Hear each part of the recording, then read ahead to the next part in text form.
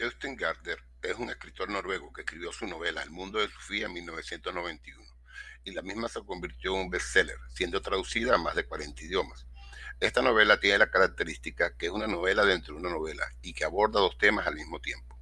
Por un lado, presenta la historia de Sofía con su profesor Alberto Knox, quienes a su vez son personajes de una novela escrita por Albert Nack, con el propósito de obsequiársela a su hija, Hilde Nack, en ocasión de su 15º aniversario. Cabe destacar que el cumpleaños de Sofía es el mismo día que el cumpleaños de Hilde, el 15 de junio. Por otro lado, es un libro de filosofía que describe cómo evoluciona el pensamiento filosófico desde la antigüedad hasta la época contemporánea, presentando los distintos movimientos y los representantes de estos a lo largo de la historia. De esta manera, podemos decir que la historia de Sofía Amundsen comienza cuando un día llega a su casa y encuentra una nota que le cuestiona: ¿quién eres? Esta es la primera nota que recibe.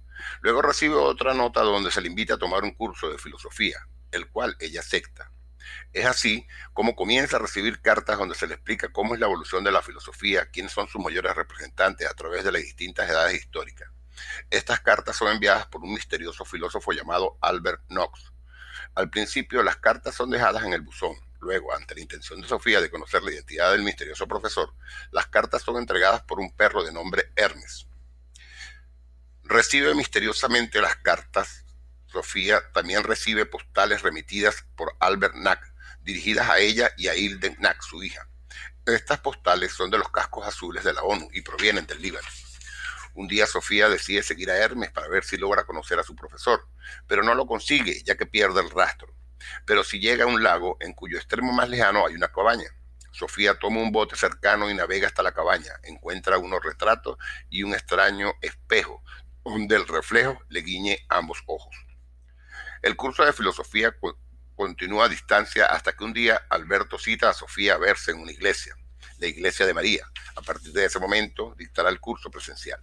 En el transcurso de la historia, a Sofía le ocurren cosas interesantes. Por ejemplo, descubre debajo de su cama una bufanda roja, encuentra en el camino una cruz de oro. En su visita a la cabaña consigue una cartera verde con 150 coronas y un carnet estudiantil.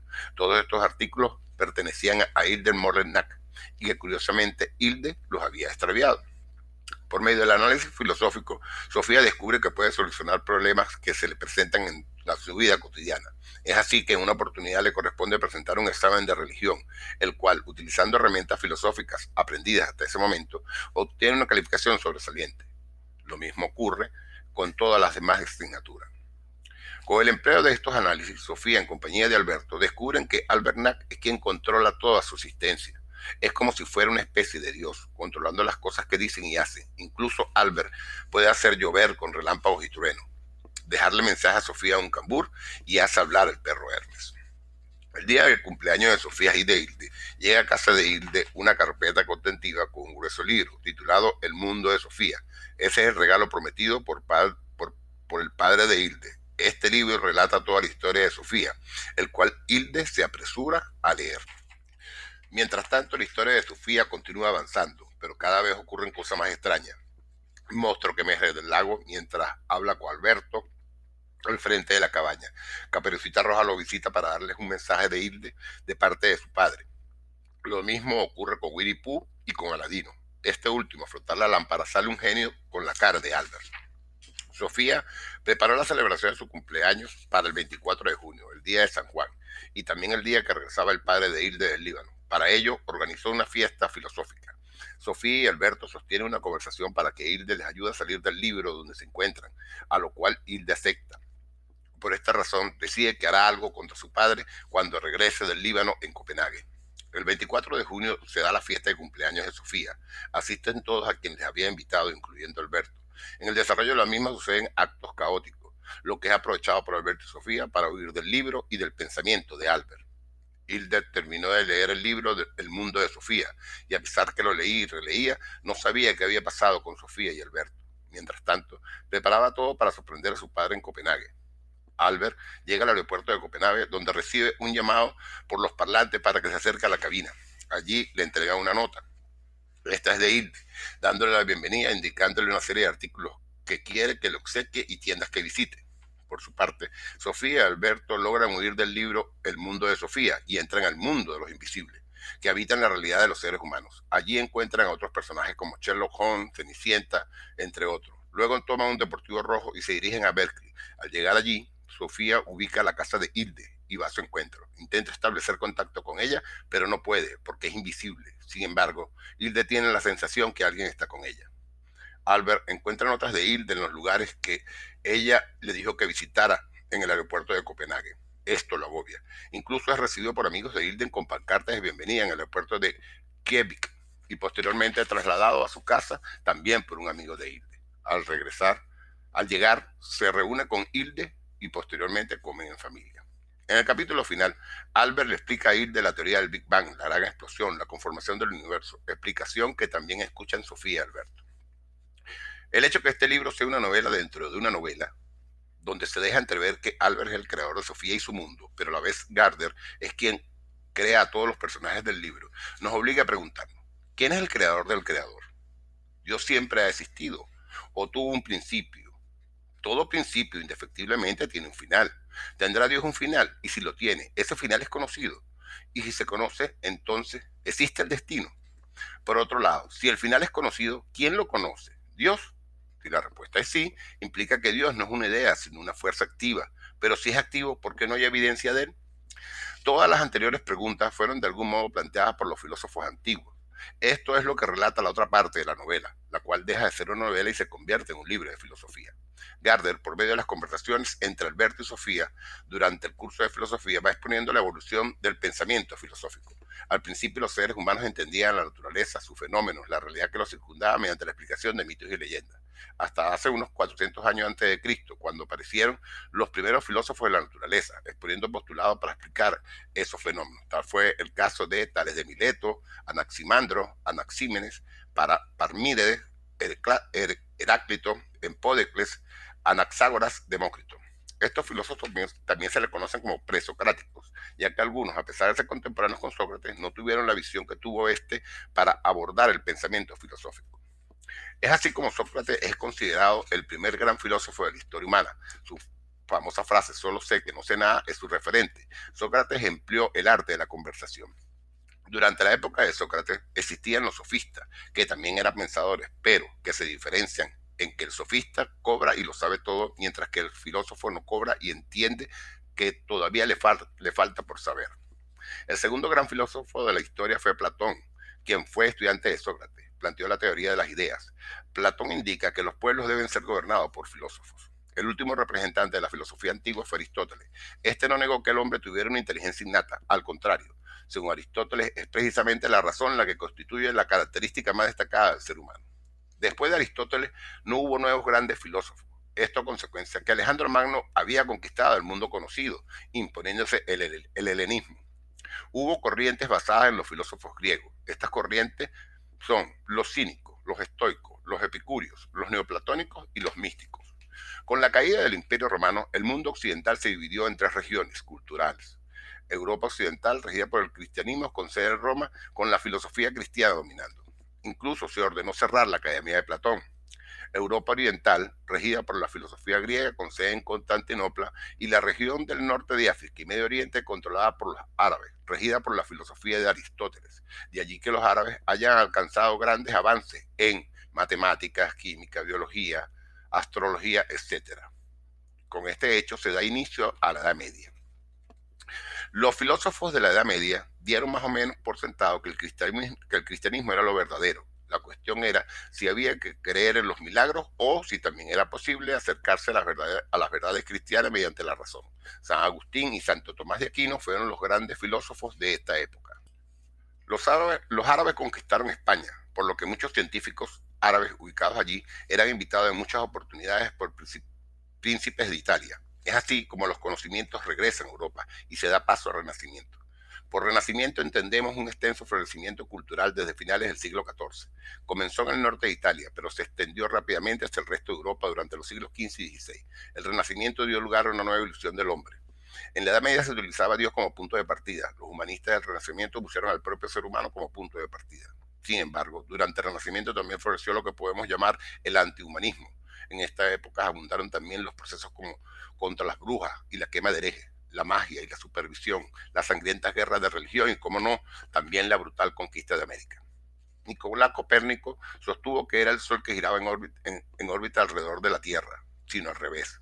Luego, a principios del siglo XVII, el astrónomo alemán Johannes Kepler representó los resultados de unas intensas observaciones que demostraban que los planetas recorren órbitas elípticas y ovaladas, con el Sol en uno de sus focos.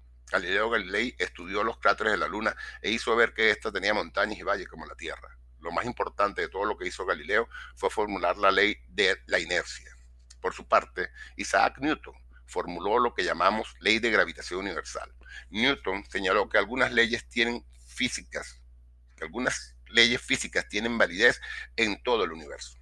El padre de la filosofía en la Edad Moderna fue René Descartes, conocido también por su filosofía dualista y su famosa frase, pienso, luego existo. Es el primero en intentar recoger las ideas nuevas pero que estaban desordenadas en un sistema filosófico esclarecido. Presenta el método a emplear para solucionar un problema filosófico, el método cartesiano, bajo los principios de la duda, el análisis, la síntesis y la verificación. Llega a la conclusión del ser perfecto con una realidad dualista, realidad extensa, que es el cuerpo como pieza mecánica, y una realidad espiritual, que es el alma donde se desarrollan los pensamientos. El otro filósofo del Renacimiento fue Baruch Spinoza, que creyó que Dios había creado las leyes de la naturaleza que rigen lo que el hombre puede hacer. Spinoza hace una visión crítica histórica de la Biblia. Plantea, Dios no creó el mundo quedándose fuera de él. Dios es el mundo, por lo que representa una visión determinista de la naturaleza. Tanto Descartes como Spinoza, que eran racionalistas, fueron objeto de críticas de tres filósofos británicos, a saber, John Locke y su teoría sobre la tabula rasa, también sobre David Hume, que dijo que solo acepta lo que se puede sentir, y George Berkeley, que pensó que los humanos solo existen en la mente de un Dios creador, todos ellos reconocidos como empiristas británicos. Al Renacimiento y el Barroco le siguió la Ilustración, que se basó en 7 postulados. 1. La rebelión contra las autoridades. 2. Racionalismo. 3. La idea de ilustrar. 4. Optimismo cultural. 5. La vuelta a la naturaleza. 6. Cristianismo humanizado. Y 7. De los derechos humanos. Para este periodo, el referente filosófico es Immanuel Kant. Kant plantea la siguiente frase: la cosa es en sí, la cosa para mí. Esto significa que cada quien tiene un punto de vista de cómo es cada cosa, según su perspectiva. Por tanto, no todo puede resolver empleando solo la razón, como tampoco todo se puede resolver empleando únicamente la experiencia. Kant logró sacar a la filosofía del embrollo en que se había metido en cuanto a la disputa entre los racionalistas y empiristas. Plantea que depende de la perfección de cada quien para determinar la realidad, pero en donde la experiencia y la razón fracasan para explicar esa realidad, surge un vacío que puede llenarse con la fe religiosa. Eso lo hace por medio de postulados prácticos, para lo cual formuló la ley moral como un imperativo categórico. Después de la Ilustración surgió el Romanticismo, que fue una época dedicada a los artistas a través de la música, la pintura, la literatura, en especial los cuentos. Se buscaba enaltecer el arte desde una óptica romántica. Fue liderada fundamentalmente por jóvenes menores de 30 años, que en una característica muy particular, si no se suicidaban antes de esta edad, se volvieron burgueses después de ella. Un representante del romanticismo fue Georg Wilhelm Friedrich Engel. Engel dijo que la verdad es subjetiva, con lo que rechazó la existencia de una verdad por encima o fuera de la razón humana. Lo que llamamos la filosofía de Engel es ante todo un método para entender el curso de la historia. Asimismo, dijo que el espíritu universal vuelve a sí mismo en 3 escalones. Primero, el espíritu universal se conciencia de sí mismo en el individuo, a lo cual Hegel llama razón subjetiva. En la familia, en la sociedad y el Estado, el espíritu universal alcanza una mayor conciencia, a la cual Hegel denomina razón objetiva, porque es una razón que actúa en interacción entre las personas. Finalmente plantea que la más elevada forma de autoconocimiento la alcanza el espíritu universal en la razón absoluta. Y esta razón absoluta es el arte, la religión y la filosofía. Y de esto la filosofía es la más elevada de las razones, porque en la filosofía el espíritu universal reflexiona sobre su propia actividad en la historia. A Hegel le suceden 3 pensadores: Kierkegaard, Marx y Darwin. Kierkegaard va en contra de Hegel, manifiesta que las verdades objetivas no tienen importancia, todo es cuestión de fe y se define lo que es la verdad para mí. Indica que existen tres actitudes vitales, que las califica en fases. La fase estética, que busca el placer; la fase ética, que se basa en el cumplimiento del deber; y la fase religiosa, que se basa en entregarse al cristianismo. En el siglo XX, muchos existencialistas fueron influenciados por Kierkegaard. Karl Marx presentó una filosofía con finalidad práctica y política. Expresa que son las condiciones espirituales las que crean los cambios materiales, sino al revés. Son los cambios materiales los que crean las nuevas condiciones espirituales.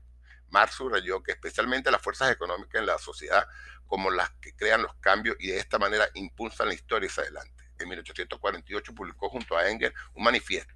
La primera fase de este manifiesto dice así: un fantasma recorre Europa, el fantasma del comunismo.